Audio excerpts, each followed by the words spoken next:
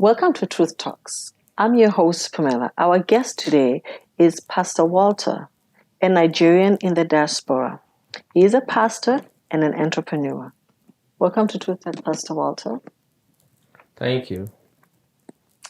Well, let's get right to it. So you are a Nigerian in diaspora. Tell me, what prompted you to come to Canada in the first place? There's a lot of things. One, I came to Canada for more education, Okay. and at the same time, just to leave Nigeria. Okay. You've been here a couple of decades now, I think over 30 years, right? Yes. So how did you find it coming 30 years ago to now? How has it been? Yeah. The first time, when I came to Canada, I wanted more education. Right. After the education, I wanted to go back to Nigeria. Okay. And that is how so many Nigerians did. They came for more education. They came to educate themselves. After the education, everybody wants to go home. Nobody wants to stay here. Okay. So what made you stay, over 30 years? Things start changing in Nigeria, Okay. Such as? such as the government. Okay. Okay. The people that was ruling in Nigeria, they were not doing it in a proper form. They were not taking a proper action. As a result, you don't want to go back. Okay. So since you've been in Canada, right now you're in Ontario. Yes. You've only lived in Ontario only, or you've lived in other provinces as well? Just Ontario. Just Ontario? Yes. Okay. I've not been to any other province. Okay. So you mentioned that the reason why you came to you came to Canada from Nigeria was because of education. And of course, then you digress. You decided, okay, let me just stay a little bit longer, maybe work, things such as that. Yes. So you are a pastor as well. Yes, I guess you started a ministry here. Yes. Okay. So comparing ministry here and ministry in Nigeria, are there any differences? And if so, what are they? No, there's not much difference. Okay. Not much difference.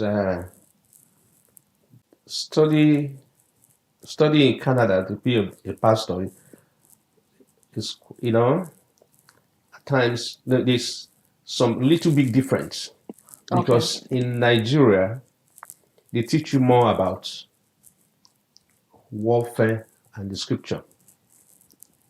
But like I went through Mountain of Fire and Miracle Ministry.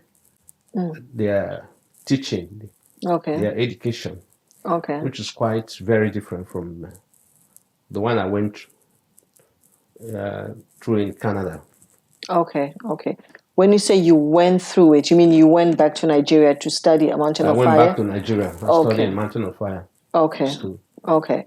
Which is therefore slightly different from what they're teaching here in Canada, as you're saying. Yes. So when you talk about warfare, someone may not understand what you mean by warfare. Yeah. You talk about spiritual warfare, I guess. Yeah, spiritual warfare. Okay. Yes. So it's more scriptural based and warfare. Yes. However, in Canada, what are they teaching in Bible college? Don't they teach the same thing? Not that much, no.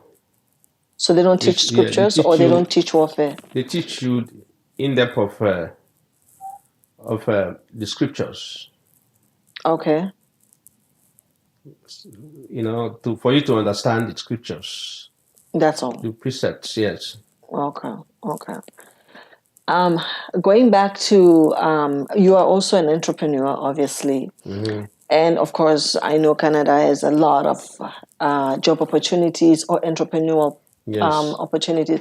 I don't know if you can say compare or more so than Nigeria, because I think Africa in general has a lot of, it's more entrepreneurial than quote unquote 9 to 5, right?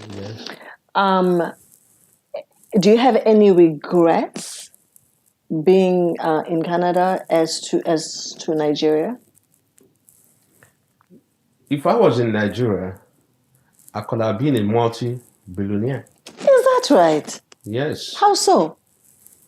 I could have been a multi-billionaire in sense of I know what to do and I know how to do it.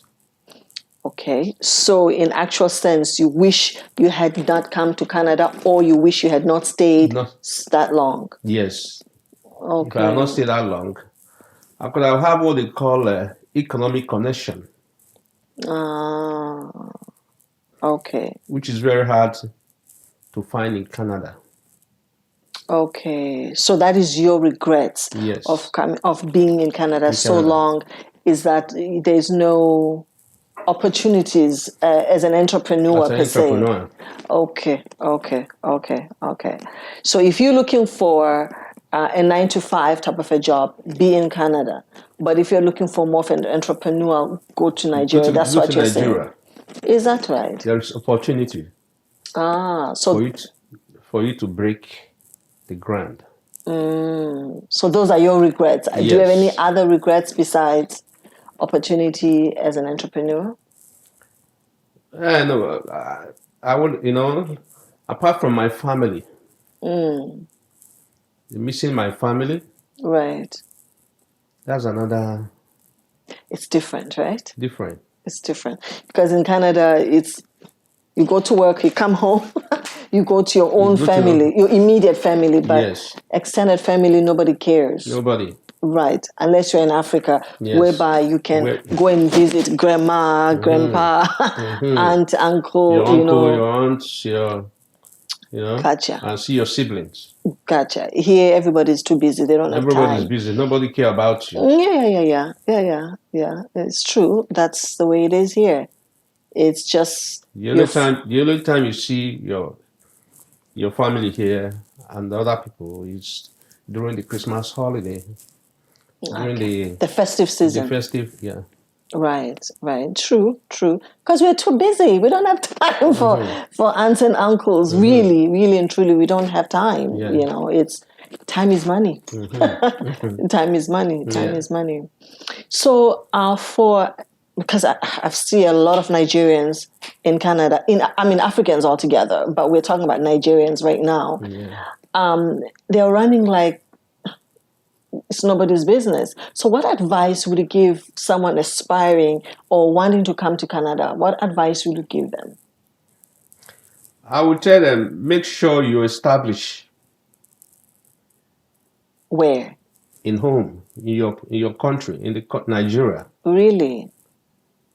Make sure you establish, build up your corporation, your economy, your whatever that you're doing before. Build it up before you come to Before Canada. you come. And Why? then Why would you say so? hold on to it. Okay. So don't be in a hurry to sell your business Your because a lot business. of them they sell. Growing up here and going to school, I see a lot of people saying that they had to sell their land to come here, sell their businesses. Why would you do that? That is just a total waste. You waste all the effort Right. to sell all your properties, to sell your land, to sell even your opportunity. What do you mean by sell your opportunity? When you have built up a lot of things that will sustain you. Okay, like a business. Like a business. Right. And suddenly you start having a change of mind to travel abroad. Your own country is abroad. People from other country Right. It's coming to your country to invest. To invest, yes. In your own land. Right.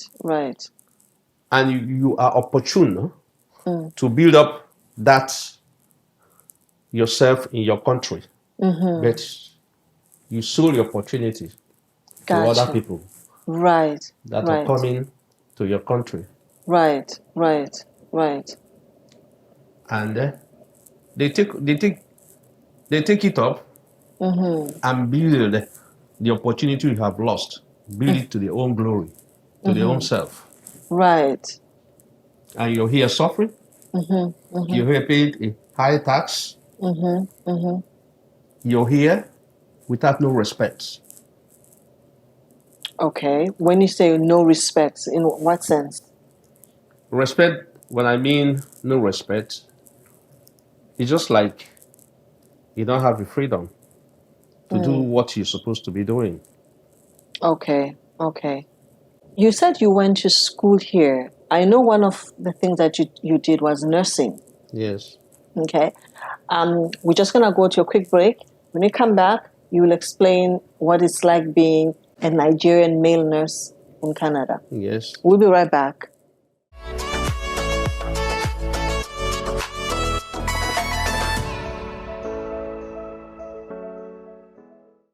Welcome back to Truth Talks.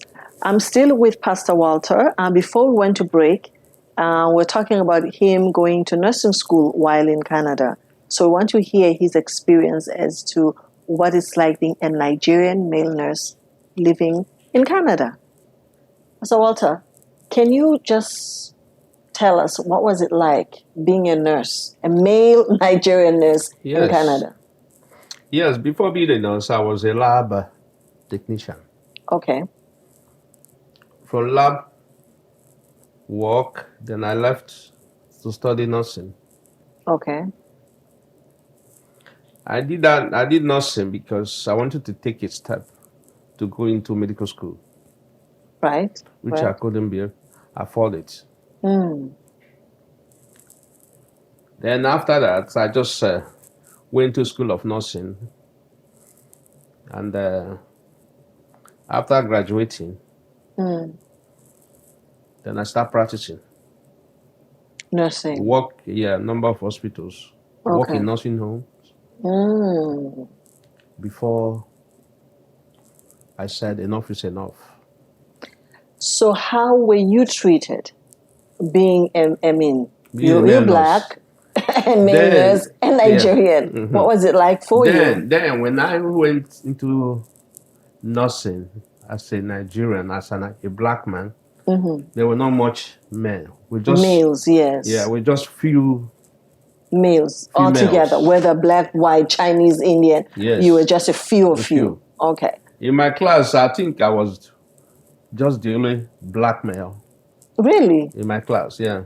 So how did the black patients... male in my class and two or three white guys. Right. The rest were just female. Of course, it is dominated by females. Yeah. But how did the patients treat you when you were in the hospital or in the nursing home as a male nurse? Really? Not bad. I was, I was very good, friendly. Okay. Yeah, and work very hard with them, interact with them,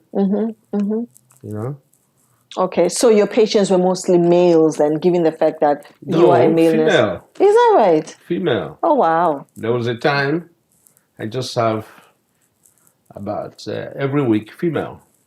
Okay. They didn't feel uncomfortable? No. Is that right? They were so good. They were so close. Okay. Very good with me. Okay. Yeah. Okay. That's great. Yeah. Wow.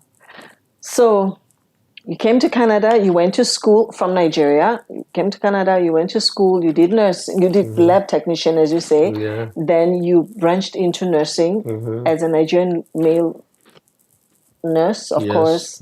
And you say that went well. And then how did you transition from being a nurse into ministry? You say you're a pastor now. Yeah, passion.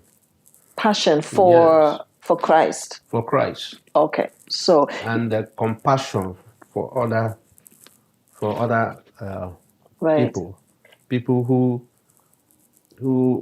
cannot speak for For themselves. themselves. Yeah, Okay. people who cannot help themselves. A lot of people will say, I got a call, So were you one of those that got a call? To be a nurse or to be For both. for both. You're called being a nurse and you're called being a pastor. No, I just have compassion for for every human being. Okay. That nature. So you are not called to be a pastor, or you were No, called? no. Right from when I'm from 4 years. When I was 4 years, my mom saw it in me, Okay. and there was this church we used to go when we were small. I remember then the pastor said, "Yeah, you are called. You're a pastor." Okay. Right from childhood. See, Okay. you're a pastor. Yeah, everybody was calling me pastor, pastor. I don't Okay. know what the meaning of pastor. I thought being a pastor is a guy name. Your name was what's your name, Pastor? Pastor, pastor. Okay. Okay. Everybody pastor. And I Okay. said, why are they calling me pastor? He said, yes, because you're going to work for God. Okay. I said, I'm going to work for God. That's a tall order. Yeah. I said, how do I work for God? Yeah. Where's God? How do I find him? How do I work for God? Yes. Yes. Yes. He said, no, they will teach you how to work for God. Right. Right. That's awesome. That's awesome. Yeah. So that was how I see myself. Right. But I tell you the truth. When I was told, when I started, becoming an adult, and they start calling me pastor after praying, I said, what is that? They say, no, you're a pastor. You're a pastor. I start running away. Of course. I said, no, when my mates are doctors, lawyers, you want me to be a pastor? Yeah, I start running away. But you see, God knows how to revise things. Whether you're a pastor, whether you're a lawyer, you know how to revise you back to that. To what you're supposed to be. What you're supposed the to be. original calling. That is a part of your destiny. Awesome. Awesome. Pastor Walter, not to that, to sort of come back to your being in Canada as a Nigerian. Now, we talked before we went to break. I know we talked about you being as a male nurse, Nigerian male nurse, and then we talked about ministry. Now, if someone now, looking back at your 30 years, you mentioned your regrets, that, okay, you regretted the fact that you're in Canada for so long. You wish maybe you could have stayed a couple of years after finished school, then you go back to Nigeria. Like you indicated, you could have made a little bit more money. You could have been a billionaire, according to your words, if you had been in Nigeria versus being in Canada. I guess you could say, like you said, a lack of business opportunities in Canada versus Nigeria. Now, someone decides today, let's say you get a call. I know you've sponsored a lot of people to come to Canada and whatnot. But if someone were to call you today and say, look, Pastor Walter, I want to relocate to Canada, what advice? I know you said make sure they establish. That's what you said earlier. What other advice will you have? Would you say, yes, they should come to Canada, or no, let them stay in Nigeria and continue with what they are doing? And why would you say so, if that would be the case? Yeah, I will ask them, say, visit Canada, but don't stay in Canada. Why would you say so? Because there is not much opportunity in Canada to explore in Canada versus Nigeria. But then I hear a lot of Nigerians say, oh, poverty, oh, Nigeria is not good, healthcare is not good, roads. You hear endless complaints from a lot of Nigerians. Yet you are saying that no, it's better in Nigeria than in Canada. Yes. Someone will look at you and say, I'm sorry to say, but are you crazy? Someone may say that. Yes. In Nigeria, you don't pay much tax. Remember that. Okay. The Well, tax I would know. is not that high. Okay. You know, for the fact there is no electricity, no much electricity, much power. You have water, borehole. You have a lot of things that will sustain you Okay. more than Canada. Really? Yeah. Oh. And maybe you said the transportation. You can buy a car. You can buy a car. You know, you can find some other ways to transport yourself. But in Canada, there's opportunity. There's a car, but it's different from Nigeria. Well, it is a first world, according to what they're saying. Yeah. But, I visited Nigeria a few years ago. And from what I saw is that Nigerians are very aggressive in what they do, and they're hustlers. What I mean by that, there's a good way and there's a bad way. Yes. What I learned, or my takeaway of visiting Nigeria, is that you are poor or you are hungry because you want to. Meaning that you could find people selling on the roadside to make money. Yes. I met one gentleman who owns one of the biggest car dealers in Nigeria. When I was interviewing him, and I had an opportunity to sit down with him, he said that he was a street hawker. He used to sell things, Chris Charius. Concherus. Chris Charius. Yeah. I met him there. Concherus, yeah. Concherus, yeah. Yes, I met him, and what a humble man. Yes. I met him. He said that he started by selling goods on the street. Yeah. He was a street seller. Yes. He was a nobody, literally. And he went from selling, saving money, then he started selling car parts. Yes. And then he graduated. Now he owns Ford plants in Nigeria. And Rover. Range Rover. BMW. I visited one of his plants, and he has a huge. It's amazing. I went to his office. His office is huge. Yes. But yet humble man. He's very humble. Quite humble. Very nice man. Very humble. So in that sense, I hear what you're saying when you say, you know what, there's a lot more opportunities there than here, because yes, there may be struggles that people go through. There's struggles here too. You go downtown Toronto on Yonge Street, you see people sleeping on the streets. Yes. And when you tell people, listen, life is the same all over the world, they don't believe you. I've seen people, you've seen in the winter now, people sleeping on the pavement with heat coming from underneath. Yes. You see panhandlers, you see people begging for food, and these are non-blacks, they are Caucasians, okay? Yes. Born and raised in Canada. So they're begging for food, they're in homeless shelters, and so on and so forth. The difference what I saw in Nigeria versus Canada, is that in Nigeria, you don't have homeless shelters. There were people who were begging there. They sleep on the streets, just like how people sleep on the streets here. The difference here is that you've got the welfare system. There's no welfare system in Nigeria, so you have to fend for yourself. In Nigeria, from what I saw, there's no food banks. At least I didn't see any. Maybe they are now. I don't know, but I didn't see. But here they are. So here, I guess you could say they are, more amenities compared to Nigeria. However, like you said, there are more opportunities there. People, you are forced to hustle to make a living. Here, you are forced to stay back because things are given to you. So the system here more or less kills you, kills your passion in Canada because things are given to you. Pastor Walter, what advice would you give to even youngsters wanting to come to Canada? I know you mentioned there are a lot more opportunities.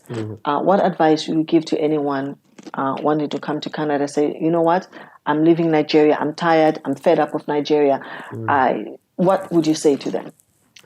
First, I want to say something. Nigeria is very independent. Okay. An independent country, you allow to do a lot of things.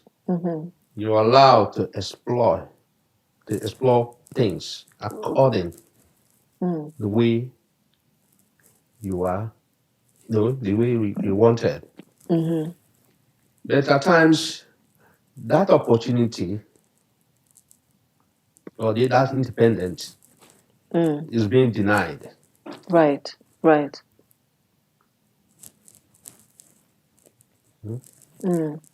It's being denied due to the system Okay.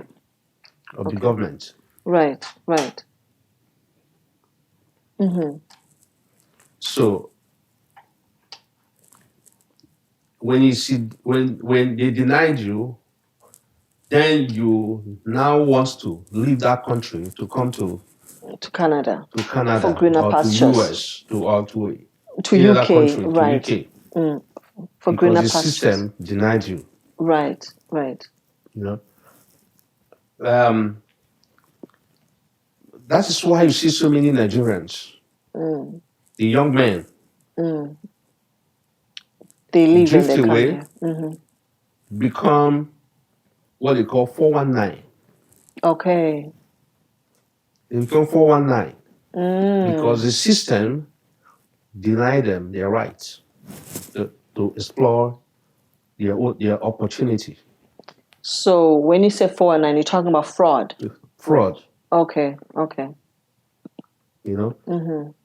And when they into this fraud, they don't have any other opportunity. They don't have any other way to do it. When the free money is in somebody's hand, the person doesn't want to work for government. Okay. Yeah, I was about to say that you find that Nigerians have a stigma associated with 419 fraud. Yeah, it's not only Nigeria that started it. Other countries are doing it. Right, right. When you look at other countries where poverty exists, You see you will see such. fraud. You will see 419. Okay, Operating in that country. okay, okay. So many big countries that are rich, they're into fraud. They're into fraud. Wow, wow. Well, we learned a lot about Nigeria from you today. Well, Pastor, thank you so much for your time. Thank you And very thank much. you for gracing us here at Truth Talks. Thank you very much. Remember, truth is not an option. See you next time on Truth Talks.